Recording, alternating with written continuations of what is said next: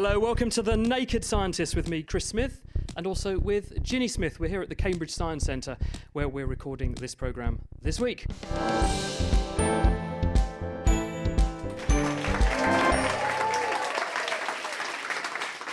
This week, we're stepping back in time to explore the Great Plague and the fire that followed it, devastating London in the 17th century. We'll be looking at the bug that caused the plague and how modern science has allowed us to understand it better, as well as asking whether we can learn anything from history that could help us tackle the modern-day plagues that still exist around the world. During our time-travelling adventure, we're going to be guided by the diaries of Samuel Pepys. Now, he was a Cambridge graduate, actually, who had a very important job overseeing provisions for the Royal Navy. His diaries show us firsthand what it was like to be alive in 17th century London, and that's going to be read for us by Marcus Martin. Picture the scene. It's 1665 and London is a bustling, crowded metropolis. The cobbled streets, slippery with animal dung and slops, are narrow and full of people, and the stench of rotten food and sewage fills the air. Increasing numbers of people begin to fall ill with a disease known as the Black Death, and feared above any other. Pepys writes, April 30th, 1665. Great fears of sickness here in the city, it being said that 2 or 3 houses are already shut up. God preserve us all. June 7th, 1665. This day, much against my will, I did in Drury Lane see 2 or 3 houses marked with a red cross upon the doors, and Lord have mercy upon us writ there, which was a sad sight to me, being the first of that kind that to my remembrance I ever saw. It put me into an ill conception of myself and my smell, so that I was forced to buy some roll tobacco to smell and to chaw, which took away the apprehension. So why were the houses of plague victims marked up with these red crosses on their doors? And why did Samuel Pepys feel less afraid after he bought some tobacco? Well, Michelle Wallace is a PhD student and she's here in Cambridge studying the history of medicine. Tell us a bit about the scene as it would have been at the time when Pepys was writing. Well, first of all, the Red Crosses were a big thing. You would look around your parish, because this thing was sort of administered on a parish level, and you would see the houses of your neighbours shut up. And you could see them in there having food passed in and know that they were dying, and you would remember the last plague of 17 years before, and you would see the dead carried out and just the atmosphere of fear and everybody who could leave doing so and leaving you behind. But what was it actually like in London at that time? How many people lived in the average house? What were conditions like to live in? For the poorer sort of people, lots and lots of overcrowding, and that was probably something that absolutely contributed to the plague. You would have large families pushed into very, very small dwellings. And when someone did die, what provisions were made for dealing with dead bodies? Not sufficient ones. Basically, again, that was handled on the parish level, and so basically once your parish gravedigger caught the plague, or the clerks who record the death and the people who pick up the bodies, you just end up getting piles and piles of corpses that, instead of being buried properly, might be thrown into a large pit with a small sprinkling of lime over them, and they wait for the next one. People in those times, though, had no concept of what disease really was, what caused disease or caused disease to spread. So did they regard these bodies as an infectious disease threat, or did they think only the living person was a disease threat? They absolutely regarded them as a threat. They had very different ideas about what caused disease, but they absolutely had an idea of contagion. They just thought of the contagious thing, rather than being a bacteria as we think of it, as a bad air. And if you think about it, corpses produce quite a lot of bad air. So they were definitely seen as being a problem. So what was their concept then of what these bad airs were and how they spread and how the plague was getting around? Well, they were exhaled by people. You took them in through the pores of your skin.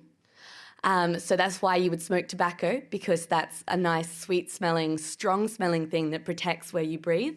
It's not just the people who had the plague who were shutting up their houses. People would voluntarily not nail the doors shut, obviously, but keep all their doors and windows closed, light large fires, throw sweet-smelling things like herbs on those fires. And basically, if you saw like an object that you thought might be infected with plague, there's a great one in Defoe's Journal of a Plague Year, where there's a pocket watch they think was dropped by a plague victim, and they blow it up with gunpowder. Wow. Timely. Yeah. There were also reports of people doing things like, they regarded anything that someone had touched as potentially infectious, didn't they? They would make people pass absolutely. money through pots of vinegar or acid and things to cleanse it. Yes, absolutely. So you can't think of a miasma just as air in the way that we think of air. Miasma's the stink that you're Yeah, referring to. the bad air is what you would refer to as a miasma. But think of it as particles that cling to things. So, for instance, they also definitely had a concept of it being transferred in cloth. Cloth is something that is often seen as a transmitter of plague, and yes, money, absolutely. And so they would burn the belongings of people who died of plague. Were there any doctors around who did epidemiology, the science of actually looking at how things spread around? Was anyone trying to work out at the time, for academic or other reasons, what was going on? So to me, there's two questions there, because epidemiology today is very much a question of statistics. And they were obsessed with the statistics of the Black Death. Plastered up on walls everywhere you looked would be posters that included the number of people who had been shut up or had died of plague. So people were writing that down? Oh, absolutely. We have very, very good records of that, up until the point that parish clerk starts dying.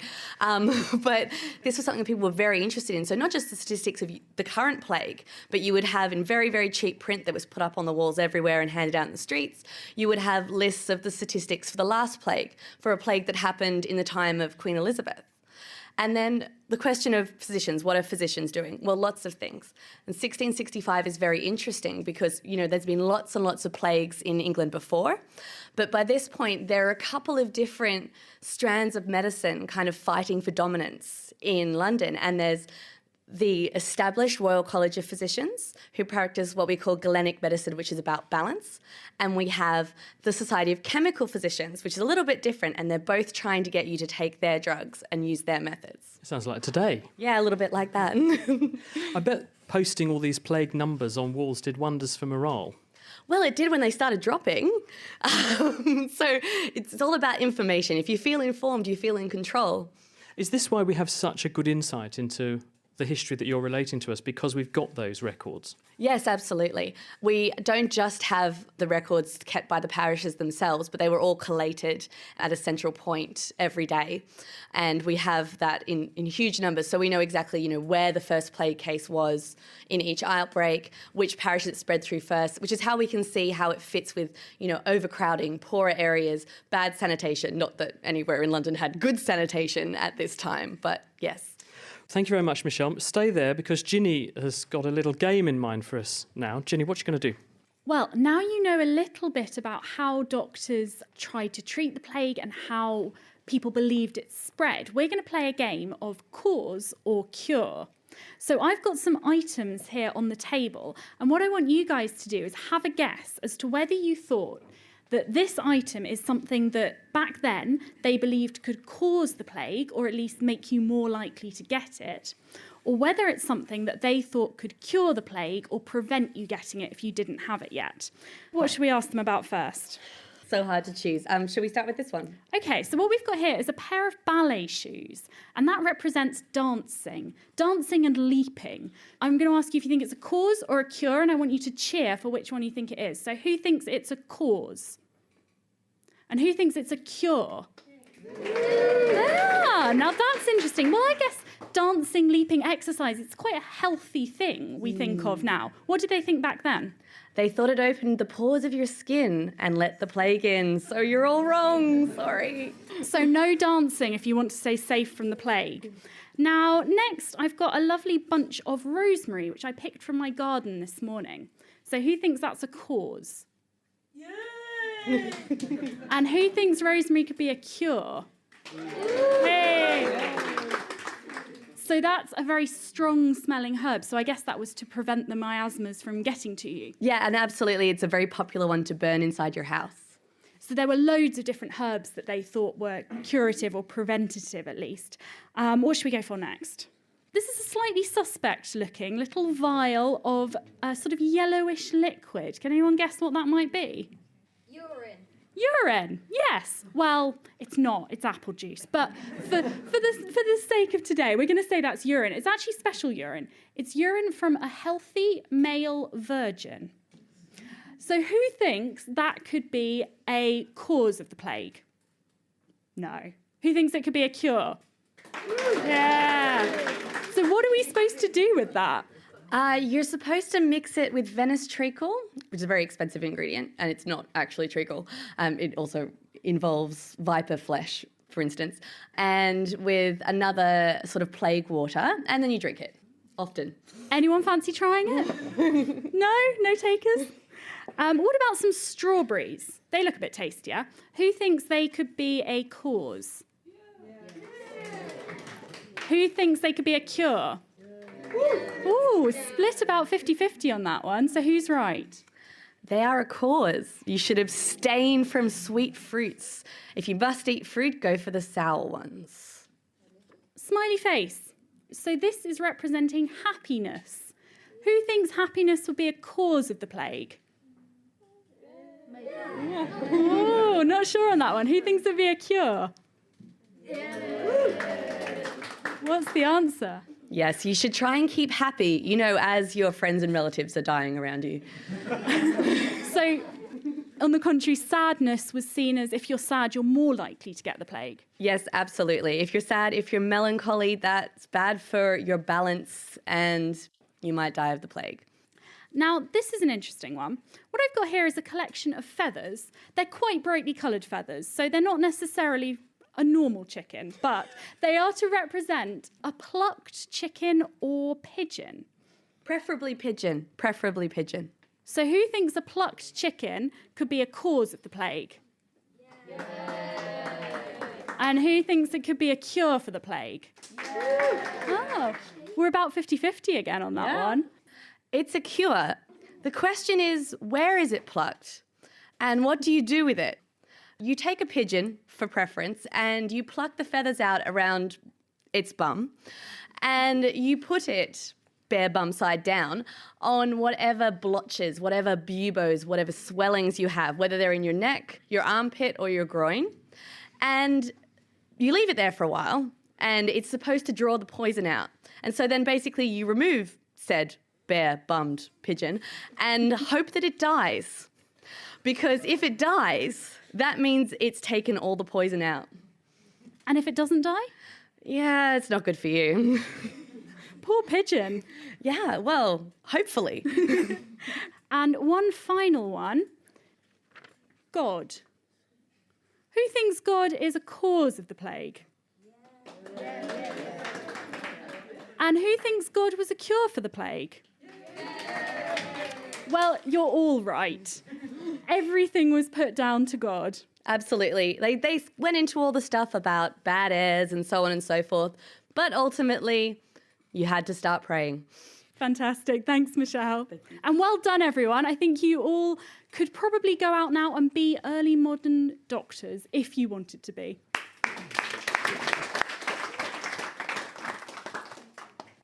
You're listening to The Naked Scientists with me, Chris Smith, and also with Ginny Smith. And this week we're looking at the Great Plague of 1665.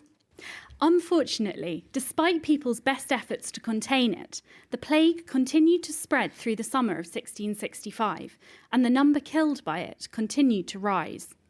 The rich, including the king and parliament, fled to the countryside, but poorer members of society didn't have that option. Pepys described what came to be a common sight in London. August 16th, 1665. It was dark before I could get home, and so land at Churchyard Stairs, where to my great trouble I met a dead corpse of the Great Plague in the narrow alley, just bringing down a little pair of stairs. But I thank God I was not much disturbed at it. However, I shall beware of being late abroad again. August 31st, 1665. Thus this month ends with great sadness upon the public, through the greatness of the plague, everywhere through the kingdom almost. Every day sadder and sadder news of its increase. In the city died this week 6,102 of the plague, but it is feared that the true number of the dead this week is near 10,000, partly from the poor that cannot be taken notice of through the greatness of the number, and partly from the Quakers and others that will not have any bell ring for them. Luckily, we now understand quite a bit more about the plague than Pepys and his contemporaries did, including things that cause and cure it. We think it was caused by a bacterium called Yersinia pestis, but how can we go about studying an outbreak that happened over 300 years ago? Luke Bedford is a clinical microbiologist at Addenbrooke's Hospital. We'll come to him in a second. And Julian Parkhill works at the Sanger Institute. That's also in Cambridge. And that's where a large part of the human genome was decoded. Now, Julian's using the same technology to read the DNA recovered from victims of the plague, and that includes the DNA signature of the bugs that killed them. So, Julian, let's begin with you. Where do you get victims of the Black Death? We heard earlier that you often put plague victims into plague pits. We can recognise plague pits as large assemblages of corpses in the right time, and we can carbon date those corpses and work out when they died. We can then extract the DNA from those bodies or from those bones and identify the plague DNA inside them. So these bodies are still in London in big numbers and can be excavated? Yes, definitely. We saw recently with the Crossrail excavations that they came across a large plague pit and had large numbers of bodies from the plague. So they're underneath us all the time, yes. What sorts of tissues do you take from those bodies in order to get DNA from them? Because there's not much left. I mean, they're just skeletons, aren't they? Actually, the best place to get plague DNA is from inside teeth. The pulp of the teeth is where the blood collects, and plague grows to very, very large numbers in the blood. So there's some plague DNA left inside the teeth, and it's kept protected from the rest of the soil, and it's possible to get the DNA out from inside the teeth. So archaeologists come along, well, Crossrail come along, they dig up some bodies. Archaeologists come along, they get some bits of those bodies, they get teeth, they drill holes in them, rather like the dentist, and get DNA from what the person plus the bug that they died from. That's your interpretation, isn't it? The bug they died from is in there, and you can then extract the DNA to study it. Yeah, the bug they died from is in there, but there's also an enormous amount of other DNA, bits of their DNA, bits of soil bacteria, mostly modern soil bacteria. So you have to know what you're looking for, and you have to go and fish it out. If you know from modern sequences, from modern DNA, what plague DNA looks like, you can go and pull out those bits of DNA directly from the mixture that's in that tooth. Ah, so that's how you did it. You had an idea that this could have been Yersinia pestis, this bacterium that could have been linked to the plague. And you said, well, if that was the cause, then the genetic signature of Yersinia pestis might be in the DNA extracted from these teeth. And hey presto, you go looking and it's there. Yes, so this was first done by a group in Germany, and not actually at the Sanger, but that's exactly what they did. They said, we believe that this may have been caused by Yersinia pestis. These were victims of the plague. Can we go and find Yersinia pestis DNA in there? And they did, yes. Now we actually have an idea that it really was Yersinia pestis, the bacterium that caused the plague. Let's find out from Luke what this bug actually is. So paint a picture of Yersinia for us.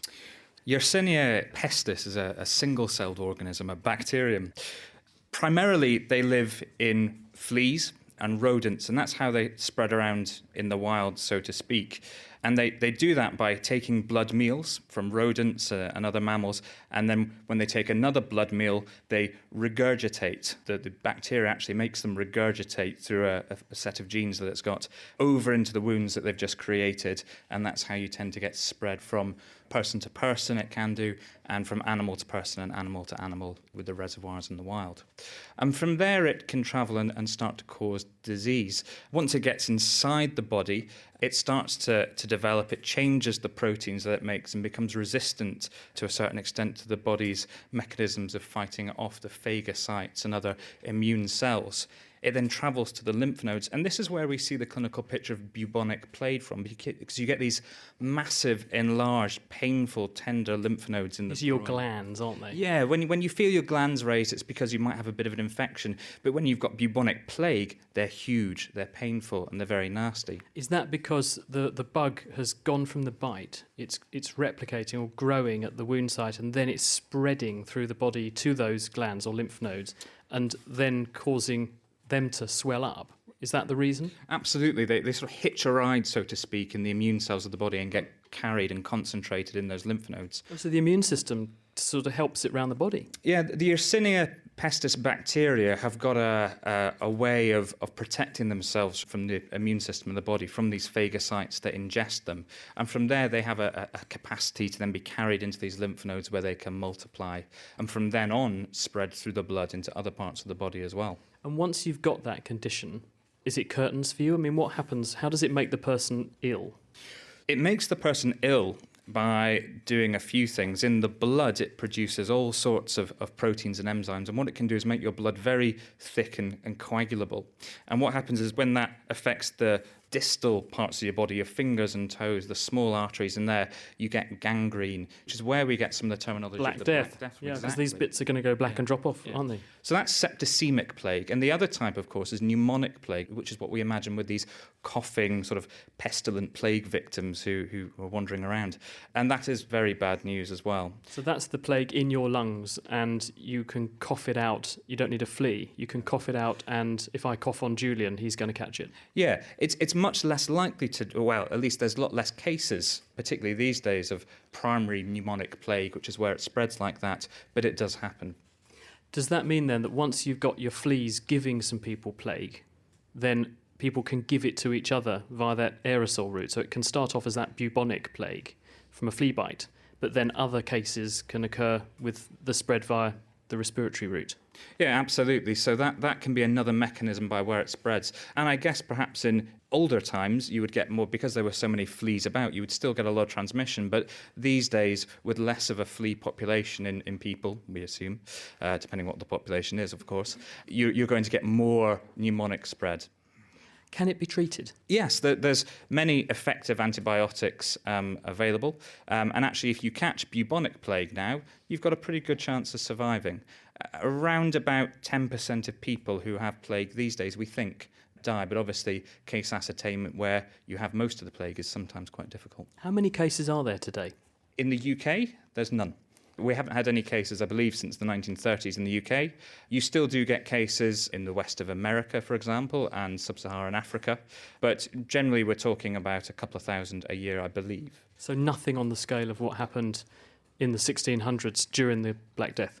No.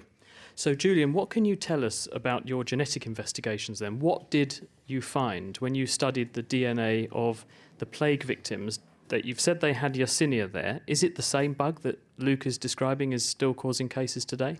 Yes, so when we first sequenced Yersinia, when we first generated the genome of Yersinia, it was actually with a modern strain rather than an ancient one. And what we were able to see was how this organism had evolved. It's a very recent organism, so we're talking about the plague in the 1600s, but plague probably evolved only a few thousand years ago, and it used to be an organism called Yersinia pseudotuberculosis. And Yersinia pseudotuberculosis causes enteritis, a kind of diarrheal disease in humans. It's a mild disease. And it also causes a diarrheal disease in fleas.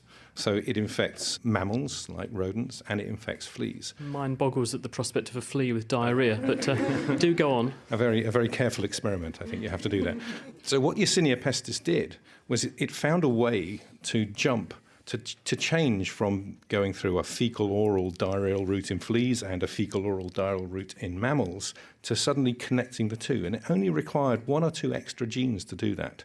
And if you look in the genome, if you look at all the genes it's got, then it's got all the genes that it needs to cause the disease that we know about now. It's still got all the genes in there that it used to use to cause diarrhea in fleas and that it used to cause diarrhea in humans. And they're still all there, they're just knocked out, they're inactivated. So by looking at the genome, you can understand how it evolved, where it came from, and how it changed. Can you answer the big question, which is probably the crucial one, though, which is if it's so similar today to the strain that was causing the Black Death, why did so many people die in the 1600s, yet today it's only a handful? No, unfortunately, we can't answer that question. We can study very large numbers of plague organisms now, and we can look at the diversity of plague, and we can use that to reconstruct where it comes from. And it's very clear that plague is endemic. It's common in China, and it circulates in rodents and around there in China. And it has come out of China and caused at least 3 plagues: the Justinian plague before the one we're talking about, the Black Death, and then another plague in the 19th century. So it's continuously evolving in China. And it's come out of China multiple times to cause pandemics. Now, because of the way that the ancient DNA was sequenced, because the people who did that took what we know about plague now and used it to fish out what was there, we can't say that there wasn't anything new, anything we don't know about.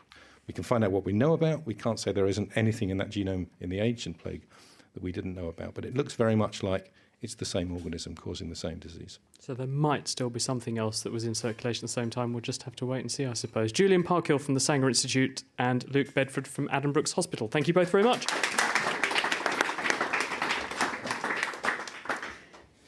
theory is that the Black Death in 1665 spread so rapidly because this pneumonic version became more prevalent. And as you've probably experienced with colds and flu and that sort of thing, things that spread by coughs and sneezes spread very quickly and very easily through homes and through schools. And that's because when you sneeze, the amount of virus or bacteria that's coming out of you is huge, and it can go quite a distance. So I've got a slightly, well, hopefully not too disgusting, because I'm not actually going to be sneezing. But what we're going to do now is recreate some sneezes using this spray bottle and look at how you might be able to stop them spreading. So I'm going to need someone to come up and do the sneezing for me. Who wants to do that? What's your name? Peo. Peo, great. If you just hold that bottle for me, what I'm going to do is I'm going to put a big sheet of paper out on the floor. Don't squeeze it yet, and not when it's pointed at me, okay? Okay, so I've got a big sheet of paper here on the floor. If you sort of crouch down for me and put the bottle right at the edge of the paper, and then when I say go, I want you to give it one nice big squeeze, and we'll see how far the droplets go. Okay, ready? 3, 2, 1, go. Can you see the droplets on the paper?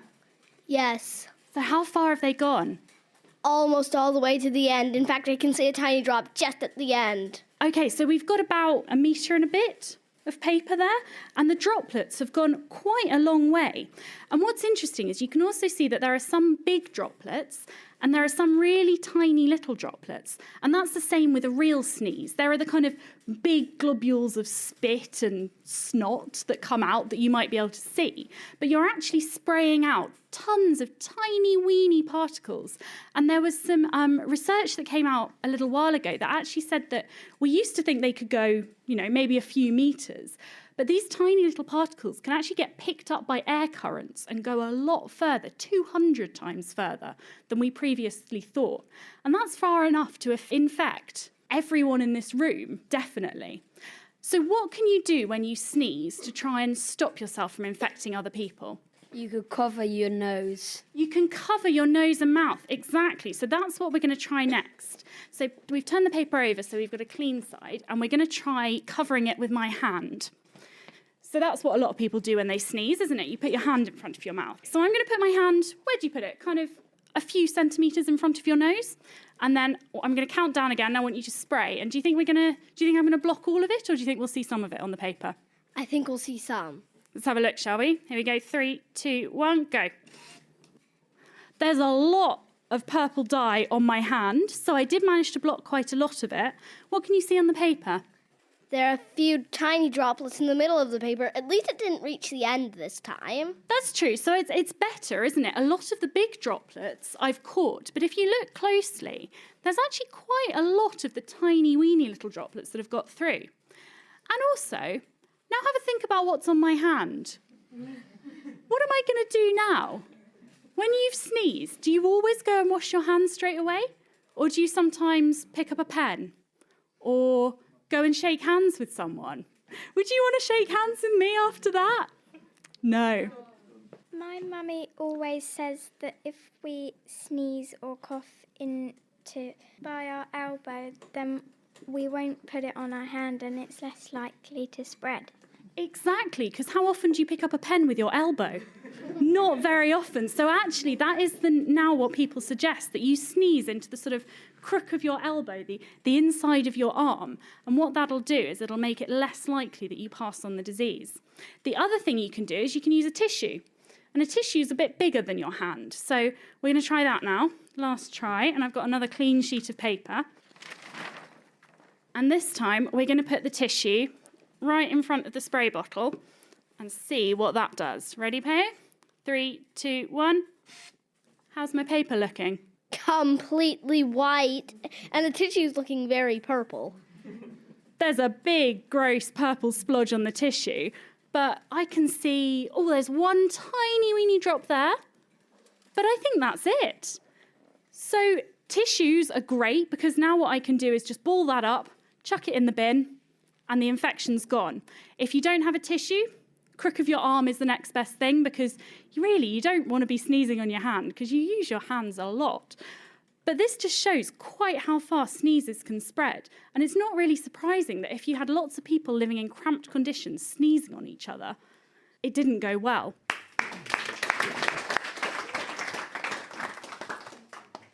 You're listening to The Naked Scientists with me, Chris Smith, and with Ginny Smith. Coming up in the next 25 minutes, how the Great Fire of London changed the face of the city forever, and why working in a bakery can be an extremely dangerous job. Ginny will be doing some detonation later on. But first, a look at modern-day plagues. Unfortunately, while Yersinia pestis may now be more or less under control, there are other diseases that threaten to have similarly devastating effects, particularly in developing areas which have the same overcrowding and sanitation issues London faced in the 17th century. One modern plague that's been in the headlines a lot lately is Ebola. And Kevin Wing, who works at the Cambridge University Department of Medicine and the London School of Hygiene and Tropical Medicine, has recently spent time working at an Ebola treatment centre in Sierra Leone. Hello, Kevin. So why is Ebola such a problem in Africa? In the recent outbreak, the key point was that the countries where it was especially bad had very weak health systems. So the infrastructure that was there was not able to cope with such an outbreak in any way. And that's the crux of it, because you've just got a very poor country, very poor health services, and there's a big opportunity for diseases to just escape. Well, I think if you look at some of the other countries that Ebola did go to, apart from Sierra Leone, Guinea and Liberia, you can see that there was only ever a few cases in those other countries. So, for example, I think Mali had 2 cases and there was 1 case in Nigeria. And the reason that it didn't spread in the same way was because those countries had health systems that were more able to cope. Your feeling then is that if we look at what happened with Ebola in countries like Sierra Leone, this is a pretty good proxy of what was probably going on in London to an extent during things like the Black Death. Yeah, absolutely. And I think when Ebola hit Sierra Leone, for example, there was a real problem, in fact there still is, in actually persuading a lot of Sierra Leoneans that Ebola was real. Obviously the coverage that we get in the media here, that sounds incredible, but it really was a problem where you've got culturally and very sort of ingrained practices and beliefs, and also suspicion of people coming in and sort of dictating. So it was a very, very sensitive management at the beginning of the outbreak. People have done analyses of what they think the recipe is behind the sort of disaster that was Ebola, because we first discovered Ebola more than 40 years ago. And in the entire time since then, it's killed fewer people than it did in this one outbreak. So people are obviously asking, why here, why now, why has Ebola done this? Some have suggested actually it's because of population. There are more people around and there are more mobile people around. Yeah, well, I think, again, taking Sierra Leone as an example, when it entered the country, there was an initial, I think it was actually a funeral of a traditional healer. And from that one funeral, there was something like 300 cases. And then it spread across rural areas relatively quickly, and it was very difficult to trace in those rural areas. But the big concern was that what would happen when it got to the capital, Freetown. And in fact, it was in Freetown where there's a very high density of housing and people living in close quarters that it really exploded, and there's a huge number of cases came from the capital. This week, at the beginning, we were hearing about things that people believed were causes and cures of the original plague Yersinia pestis. Ebola is obviously a virus, it's a little bit different, but are people similarly misinformed in Africa, and that's part of the problem with dealing with how you stop it? Well, I think at the beginning of the outbreak, it was very difficult to get the communication across. In fact, it was the rainy season, for example, and being able to set up and communicate actually what was happening and getting health education across was very difficult. And the particular issue is that one of the traditional practices is to wash the bodies of people who've died at funerals, and in fact, dead bodies are secreting the highest amount of virus. So in fact, it's the most infective situation.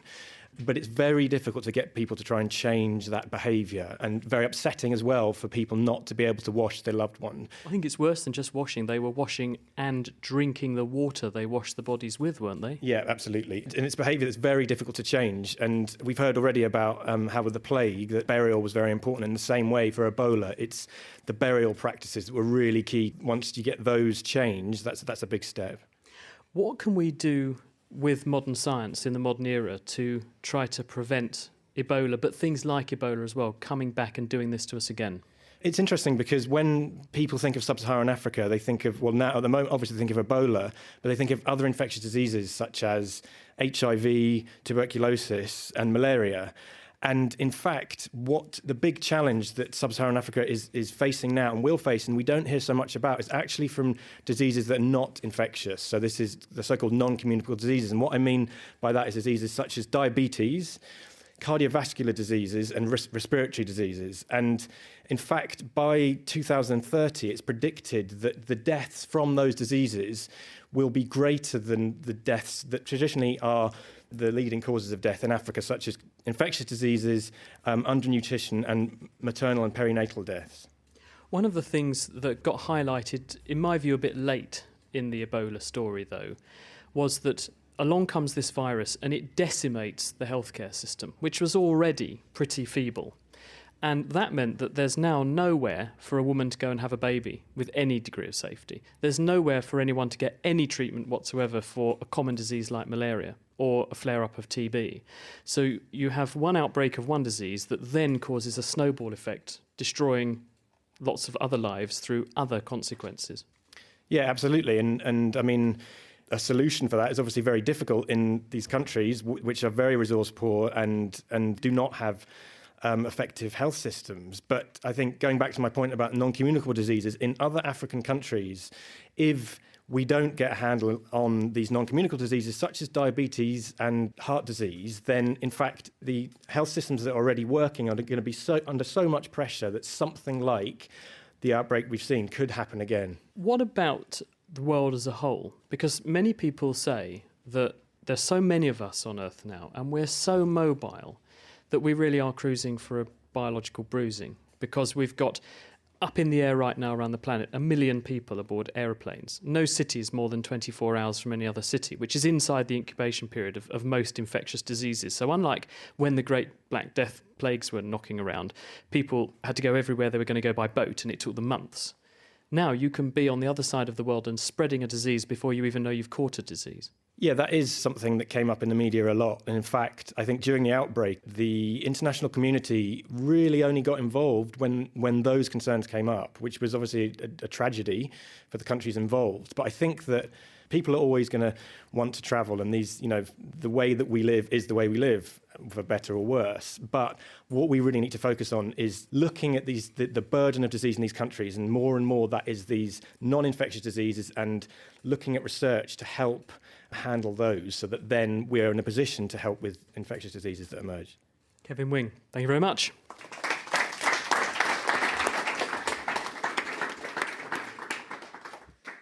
One of the factors that has a huge impact on the spread of disease is population density. So the more people you have packed together, the faster a disease can spread. And that was one of the big problems with this outbreak of the plague.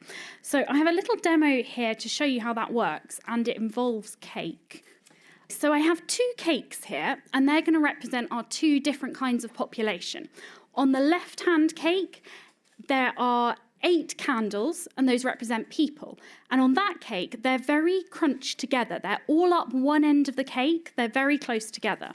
On the other one, we've got the same number of candles, but they're nicely spread out. Now, what we're going to do is light 1 candle at each end of the cake, and that's going to represent someone catching a disease. And we're going to watch and see if that disease starts to spread, and if so, in which cake it spreads more quickly. So I've now got 1 candle lit at each end, and I've just got a fan here, and I'm just very gently fanning the 2 cakes. So who can see something happening?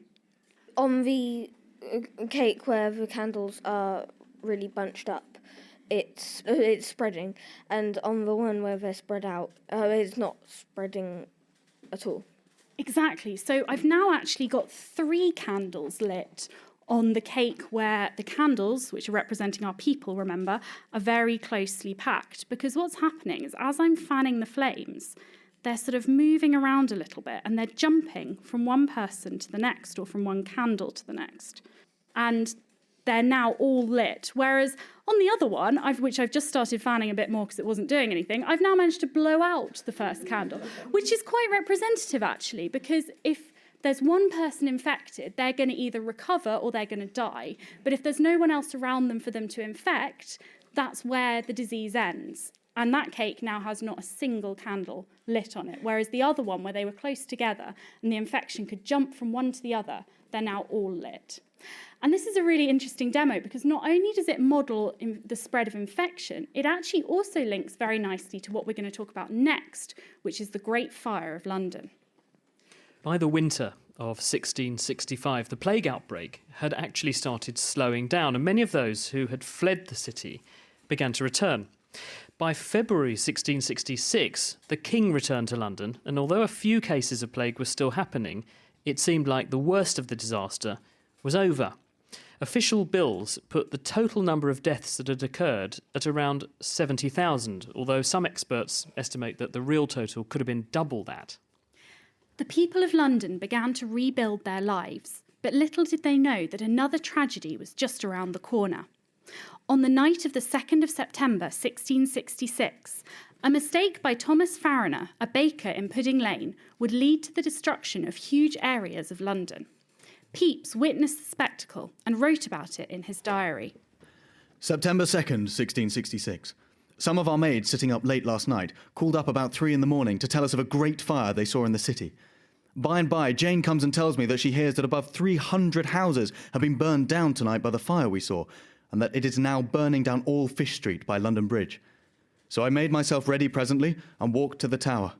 And there I did see the houses at the end of the bridge all on fire, and an infinite great fire on this and the other side of the bridge. I rode down to the waterside, and there saw a lamentable fire, everybody endeavouring to remove their goods, and flinging into the river or bringing them into lighters that lay off. Poor people staying in their houses as long as till the very fire touched them, and then running into boats or clambering from one pair of stairs by the waterside to another. And among the other things, the poor pigeons, I perceive, were loath to leave their houses, but hovered about the windows and balconies, till some of them burned their wings and fell down. Just as infections spread swiftly through the crowded areas, the tightly packed houses in London at the time allowed the fire to travel very rapidly. James Campbell is an architect and an architectural historian who studies this period in history. James, can you paint a picture for us of what London would have looked like in that time? Right, you've got to imagine, we do have some of these kind of buildings still surviving. Timber frame buildings, they're tall, they're 3 or 4 stories on the big streets, and many buildings behind them, tightly packed down small alleyways. And these timber frame buildings have wattle and daub, basket weave and plaster as a front, so they will burn extremely easily. How many people would have been living like that? How big was London at the time? Well, it was a lot smaller than modern London. And of course, after the plague, there were many fewer people. But we're talking of a city of about 140,000 in the city and then more in the suburbs. But at this time, the suburbs don't stretch very far. Hampstead is still very much a village in the countryside. Were fires terribly common at that time, or had no one really seen a disaster on this scale before? There'd never been a disaster on this scale, but fires were common in towns throughout England in this period. But they only destroy 30 or 40 houses, and the only method of firefighting was to pull the houses down in front of the flames. So they had hooks and crowbars and things, and they literally demolished the houses. Was there a fire service? Today we dial 999 if we see a fire. Was there any equivalent then? No, not at all. So it was reliant on small organisations, parishes, to have their own firefighting equipment, and that was part of the big problem, of course. So there was no sort of joined-up system, no one you could rely on to come in an emergency? And often, as happened in this fire, everybody was so busy saving their own property and running away from the fire that they wouldn't help out anybody else. What was the scale of the damage? We've heard, obviously, Pepys saying there were hundreds of houses, but what was the eventual outcome of the fire? It was completely disastrous. So it starts in Thomas Fariner's shop. He makes biscuits, of all things, and it catches very quickly. How do we know it started there? Because there's a large court case afterwards, and he admits that it started in his baker's shop, and he clambered out over the roof. Unfortunately, the first casualty of the fire was his maid, who was too afraid to cross the roof and escape. Remarkably, in this fire, which destroyed 13,200 houses and 87 churches, remarkably, only 6 people died. which is extraordinary. And they all fled with what possessions they could carry to the fields around London, and for 4 days they were camped in tents around London. Is that how long it burned for? 4 days? And it burnt for 4 days. They were still there 4 days after the fire died down. It just kept burning because it had been a long, hot summer. Everything was tinder dry, and there was a nice wind blowing in from across the Thames, going westwards. Quite literally a perfect storm, this, wasn't it? Did it make its own weather as well? Because when we've seen examples of fire storms in World War II, where lots of ordnance is dropped on a city in Germany, for example, there are classic cases of this, you end up with a fire that's so hot, so intense, that it's pulling in so much air, it creates an apparent wind that then drives the fire even faster. We don't have descriptions, but that we can guess that must have been what was happening. It was certainly extremely hot, and so that it, for instance, catches St Paul's Cathedral, which is a big stone building, and wasn't expected to burn just because there are so many tinders and things flying through the air. And it's only stopped eventually by the king blowing up a large area of London to the west of it and the weather changing. And that means that everything dies down. They create a fire break by literally just wiping out all the potential fuel. They blow it up, and they have done the same thing around the Tower of London, and this just creates an enormous fire break. How enormous? A 100-metre wide fire break, approximately. That's a lot of houses, isn't it? And all these people who end up camped out in the fields, what happened to them? Remarkably, they found lodgings in the next few days, but then, of course, they had to rebuild. And when we were talking about this overcrowding, this is then when this problem is solved. Firstly, of course, because nobody is living in the city at all for several years. Really, the building isn't completed till about 1672, so you've got quite a long stretch where there's very few people moving back into the city. And then by new building regulations, which change the way they build. So gone are the higgledy-piggledy timber structures, which are cantilevering over the roads, so they jetty out and they almost meet in the middle. You can imagine how good that was for spreading disease and also for fire. And now you can only build straight, upright, brick buildings with no exposed timber work. So we get the city which we're so used to, with rectangular windows and brick arches. This is the origin of the building regulations that plague us today. It's the Great Fire of London to thank for that. If you think of building regulations as a plague, Chris, yes, that's true. This is the origin of the brick-built city. It's not a hygienic city. The sewers and things will come much later, but it's a city where they get away from the overcrowding in the back alleys, because they say you can't build very high in back alleys. You can only build high on big, wide streets. And the narrower the street, the lower you can build, and everything must be in brick. You said that it sorted out a lot of the problems, but didn't sort out all of them. There was quite a notable exception of the sewer situation. So what was life like in London post-fire, before the sewers came along? Well, the water came out of the Thames, or it came out of streams running down, or it came out of wells. The problem is your sewage went into pits or tanks behind your property, and then it was emptied out periodically by people who were employed to do that. Of course, you had basements, that was one thing that came in, and so very often these pits which held the sewage would leak into the basements, so you could get whole basements full of sewage. And not to mention, of course, also into the water supply, which is why in the 17th century most people drank beer to avoid poisoning from water. It's really only in the 19th century when the sewage problem gets dealt with in London, because the sewage is also going into the Thames.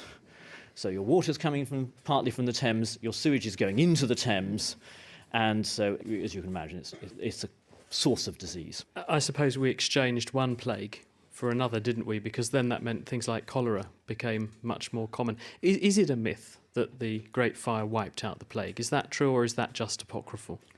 The plague had already died down by the time the fire hit. But there is no doubt that if you wanted to completely destroy any vestiges of rats or fleas or anything else, then the Great Fire really did it, because it completely flattened everything.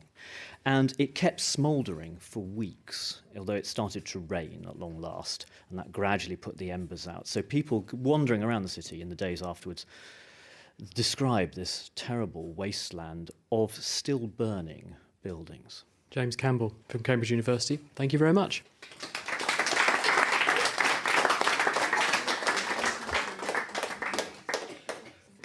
We know that the Great Fire started in a bakery, and modern bakeries are still surprisingly dangerous places to work. So while open fires are less of a problem, the products they work with, like flour and icing sugar, can actually be a danger in themselves. And that's because finely ground substances combust or burn at a much lower temperature than they would if they weren't so finely ground, because they're so mixed with the air. And of course, oxygen is one of the things that you need in order to set something on fire. In fact, with some substances, the spark you get when taking off a jumper caused by static can be enough to ignite them if they're suspended in the air. And this is still a problem. In 2008, an explosion occurred in a sugar refinery in Georgia, and there was another in 2010 in a flour mill in Illinois because of these substances suspended in the air, catching fire and burning. Now, I'm going to cause a little fire of my own to show you just how flammable these substances are. Hopefully, it won't be quite as dramatic as the Great Fire of London, and I won't burn down all of Cambridge. The first thing I have to do is light my blowtorch. There we go. I've got my blowtorch. We've got a nice flame coming out of the top. Now, what I've got here is a rubber tube, and on the end of it is a little kind of container. And what I'm going to do is put some corn flour in that container, and then I'm going to blow down the tube, and that's going to cause a cloud of corn flour to go into the air. I'm going to direct that under where the flame is, and we're going to see whether it combusts. So I've put a teaspoon of corn flour in my container, and I'm going to blow down the pipe. Do you want to count me down? Okay, ready? 3, 2, 1. Whoa!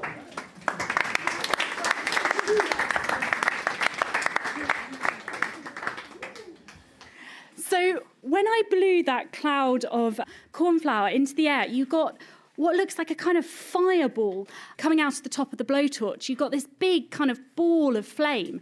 And that just shows there wasn't actually that much fuel in that. It was only a teaspoon or two of corn flour. But because it's so well mixed with the air, it catches fire really, really easily. And that's the same thing that can happen in bakeries and factories working with these kind of powdered substances. And that's why they have to be really, really careful. Ginny, thank you very much. And that's all we have time for. Thank you very much to Michelle Wallace, Luke Bedford, Julian Parkhill, Kevin Wing, James Campbell and Ginny Smith. Do join us next week as well, when we're going to be looking at the past, present and future of the atomic clock and hearing what time really means. The Naked Scientist comes to you from Cambridge University. It's supported by the STFC, the EPSRC and Rolls-Royce. I'm Chris Smith, and thank you very much for listening. Until next time, goodbye.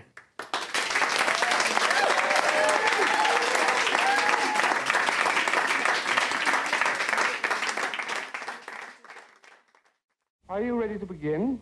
Yes, I'm all set here. The Space Boffins podcast is an Eileen Collins special, an interview with the pioneering test pilot who became an astronaut and the first female commander of NASA's space shuttle. She explains what it's like to fly the shuttle and to pilot the first mission after the Columbia shuttle exploded.